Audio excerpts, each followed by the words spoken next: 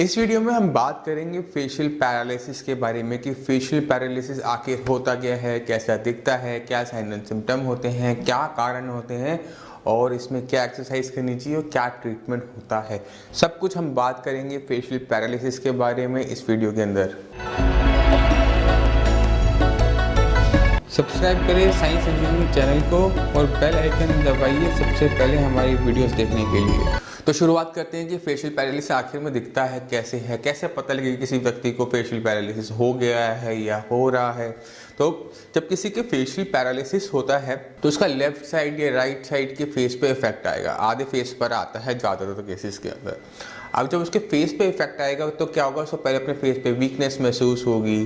फिर जो 7th cranial nerve जिसकी वजह से फेशियल पैरालिसिस होता है, जिसकी डिसफंक्शनिंग की वजह से उसके जितने भी काम हैं वो सारे के सारे बंद हो जाते हैं। तो जितने भी सिम्टम जनरेट होते हैं, जितने भी लक्षण नज़र आते हैं उसी के हिसाब से आते हैं। जैसे नाक को फुलाने की कैपेसिटी चली जाती है, जैसे फुलाते हैं हम नाक को वो चला जाता है।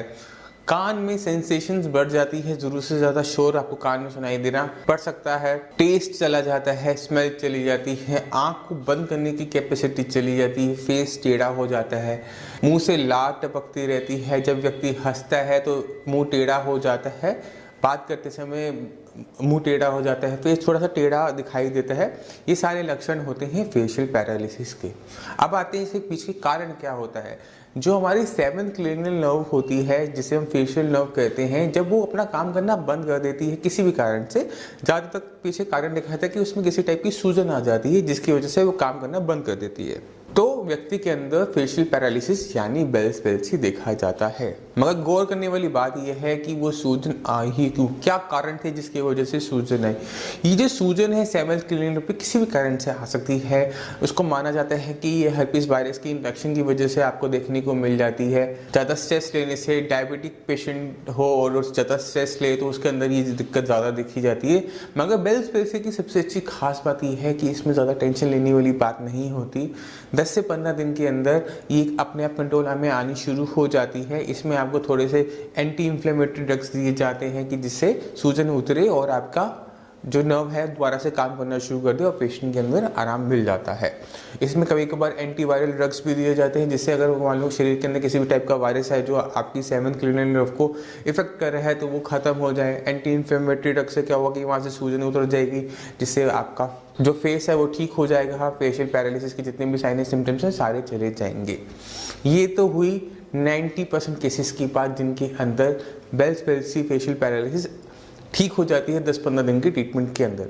मगर कुछ केसेस ऐसे भी होते हैं फेशियल पैरालिसिस के जो काफ़ी लंबे टाइम तक चलते रहते हैं। चाहे हम एंटी इन्फ्लेमेटरी ड्रग दे दें, चाहे एंटीवायरल दे दें, चाहे जो मर्जी कर लें, वो ठीक नहीं हो पा रहे होते। तो उसके पीछे कारण क्या होता है।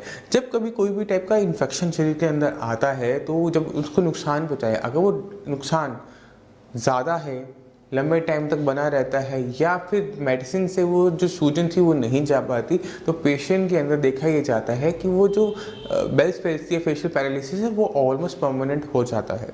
क्योंकि सूजन की वजह से, इन्फेक्शन की वजह से जो नर्व थी उसको डैमेज अच्छा खासा हो जाता है, जिसकी वजह से वो चीज़ परमानेंट बनी रह जाती है। सवाल ये उठता है जो Bell's palsy facial paralysis permanent हो गया है, जो ठीक नहीं हो रहा, उसका ट्रीटमेंट कैसे किया जाए, उसमें क्या ट्रीटमेंट होना चाहिए। जहाँ पे एंटी इन्फ्लेमेटरी ड्रग काम नहीं कर रही, जहाँ एंटीवायरल मेडिसिन काम नहीं कर रही, वहाँ पर क्या ऐसा किया जाए कि जो उसका फेशियल पैरालिसिस है वो ठीक हो जाए, फेस वापस ठीक हो जाए, लार टपकनी बंद हो जाए, आँख ढंग से बंद होनी शुरू हो जाए, आँख का सूखना बंद हो जाए, सुनाई ढंग से सुनाई दे, टेस्ट वापस आ जाए, स्मेल वापस आ जाए, वीकनेस कम लगे, फेस सीधा हो जाए। ये सब कैसे होगा। तो उसमें हमें क्या करना पड़ता है, क्योंकि नर्व डैमेज हुई होती है, नर्वस टिश्यू डैमेज हुआ होता है, तो हमें नर्वाइन टॉनिक देने पड़ते हैं। नर्व को दोबारा से स्टिमुलेट करने के लिए हमें ऐसी मेडिसिन देनी पड़ती है जो पर्टिकुलर नर्वस टिश्यू पे काम कर रही है और नर्वस टिश्यू को रिवाइव करके वापस फंक्शनिंग उसकी वापस लेकर आ सके। साइंस इंजीनियरिंग में हम जो पेशेंट्स बेल्स पैल्सी के देखते हैं उनको हम जो मेडिसिन देखते हैं, with in a month patient के अंदर ड्रास्टिक चेंजेस आ जाते हैं। ये छोटी मोटी दिक्कत, फेस टेढ़ा होना, अपना लार टपकना, आँख बंद ना हो पाना, पानी टपकना, मुंह का टेढ़ा होना, लार टपकना या फिर आँख का सूख जाना, टेस्ट का ना आना, ये सब चीज़ें जो होती हैं विद इन अ मंथ काफ़ी अच्छी हद तक रिजॉल्व हो जाती है। पेशेंट के ऊपर छोटा सा परहेज में करना होता है। इसमें 2 चीज़ें ध्यान रखने वाली बात होती है। पेशेंट को क्योंकि लंबे टाइम से उसको परेशानी रही है, इसलिए उसकी फेस की मसल्स वीक हो जाती हैं, तो उसको 2 चीज़ें करनी है। पहली है एक्सरसाइज। फेशियल मसल की एक्सरसाइज बहुत ज़्यादा ज़रूरी हो जाती है ऐसे केसेस के अंदर जिनमें बेल्स पैल्सी 4-6 महीने पुराना हो चुका है। तो उसको फेशियल पैरालिसिस को ठीक करने के लिए, फेशियल मसल्स को स्ट्रॉन्ग करने के लिए फेस की एक्सरसाइज करनी ज़रूरी होती है। इसमें पेशेंट को बोलते हैं कि आप च्युइंगम चबाइए, जितना भी खाना आपने खाना है आप अपने इफेक्टेड साइड से खाइए, जिससे क्या होगा कि जितना वो उससे कोशिश करेगा उतनी ही ज़्यादा उसमें ताकत आनी शुरू होती है। शुरू में थोड़ी दिक्कत ज़रूर होती है, खाना गिरता है, बट धीरे धीरे हफ्ते 2 हफ्ते बाद वो चीज़ें ठीक होनी शुरू हो जाती है। दूसरी चीज़ क्या होती है, हम उसमें कहते हैं आप मसाज कीजिए। तो इसके अंदर किसी खास तेल की ज़रूरत नहीं होती, किसी खास ऑयल की ज़रूरत नहीं होती। बाज़ार में मिलने वाला मामूली सा तेल ऑयल आप इसको लीजिए, हल्का सा उसको बहुत हल्का सा गर्म कीजिए और नीचे से ऊपर की तरफ उसकी मसाज शुरू कीजिए। सिर्फ इतना ही करने से फेशियल मसल्स को आराम मिलना शुरू हो जाता है और वो सही जगह पे आनी शुरू हो जाती है। ये तो हो गई ऊपरी बात कि हमने उसकी एक्सरसाइज करवा ली, हमने उसकी मसाज कर ली फेशियल मसल्स को हेल्प करने के लिए, मगर जो नर्वस टिश्यू था हम तो उसको भूल गए, जड़ में हम तो गए नहीं। तो उस जड़ को करने के लिए आपको अपनी जो मेडिसिन हैं आयुर्वेदिक मेडिसिन वो शुरू करनी चाहिए। विद इन अ मंथ आपको 50-60% तक का आराम मिल जाता है। बेल्स पैल्सी के अंदर, फेशियल पैरालिसिस के अंदर ट्रीटमेंट लंबा नहीं होता, हद से हद महीना या हद से दूसरा महीना 2 महीने तक, इससे ऊपर ट्रीटमेंट इसका नहीं चलता। मैक्सिमम पेशेंट्स के अंदर ही कवर अप हो जाते हैं। हम जो मेडिसिन साइंस संजीवनी में देते हैं वो प्योरता आयुर्वेदिक मेडिसिन होती हैं, हर्बल मेडिसिन होती हैं, उसके साथ आपको छोटा सा परहेज करना होता है कि किसी भी टाइप का ठंडा और खट्टा नहीं खाना होता। कोई भी ठंडी चीज़ नहीं खानी है, आपने फ्रिज से निकाली, आइसक्रीम खा ली या ऐसा कोई भी ठंडा पानी पी लिया, ये चीज़ें बिल्कुल नहीं करनी। दूसरी चीज़ जो ध्यान रखने वाली बात ये होती है मेडिसिन के साथ कि आपने किसी भी टाइप का खट्टा नहीं खाना होता। संतरा, मौसमी, कीनू, आम, दही, अचार, ऐसी कोई भी खट्टी आइटम आपने नहीं खानी, चाहे उसमें वो चटनी हो, चाहे वो विनेगर हो।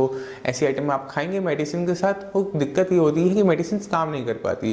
तो ना वो पेशेंट चाहता है कि मेडिसिन काम ना करे, ना वो डॉक्टर चाहता है कि वो मेडिसिन काम ना करे। तो उसके लिए आपको बस थोड़ा सा ध्यान रखना कि खटाई नहीं खानी और ठंडी चीज़ों से परहेज करना है, जिससे वो दिक्कत दोबारा ना हो। और ठंडे गर्म से बचना है याद, ऐसा नहीं होना चाहिए कि आप एकदम ठंडे से आए ऊपर गर्म पानी डाल लिया या एकदम गर्मी से आए ऊपर ठंडा पानी डाल लिया, ऐसी चीज़ें नहीं होनी चाहिए। इस चीज़ का ध्यान रखना चाहिए कि ठंडे कमरे में थे, सडनली एकदम गर्म एनवायरनमेंट में चले गए, तो इससे क्या होता है कि फेशियल पैरालिसिस की दिक्कत बढ़ जाती है।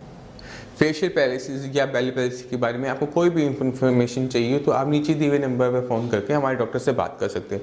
उनको अपनी प्रॉब्लम समझाइए कि कितनी पुरानी है, कैसी है, अपनी वीडियोस उनके साथ शेयर कीजिए कि जो आपका फेस प्रेजेंटली कैसे नज़र आ रहा है। अगर आप आना चाहें तो हमारे क्लिनिक पर आकर मुझसे मिल भी सकते हैं। आपके मन में कोई भी डाउट हो आप नीचे दिए हुए नंबर पर कॉल कीजिए, डॉक्टर से बात कीजिए। आप हमारी साइट साइंस इंजीनियरिंग.com पर जाकर पैरालिसिस के और पेशेंट्स को भी देख सकते हैं, कैसे पेशेंट हम साइंस इंजीनियरिंग में ठीक करते हैं, कैसे उनके रिस्पॉन्स रहता है, क्या उनके व्यूज़ हैं, वो सारे आपको देखने को मिल जाएंगे। मैं उम्मीद करता हूँ ये वीडियो आपको बेल्स पैल्सी को समझने में बहुत अच्छी हेल्प करेगी कि वो कैसे होती है, क्या कारण होते हैं, क्या ट्रीटमेंट होते हैं, कैसे मसाज करनी चाहिए, क्या एक्सरसाइज करनी चाहिए, कैसे इसको हम ठीक किया सकते हैं। जो पुराने पैरालिसिस के केसेस हैं फेशियल पैरालिसिस के, उनमें कैसे ठीक किया जाता है।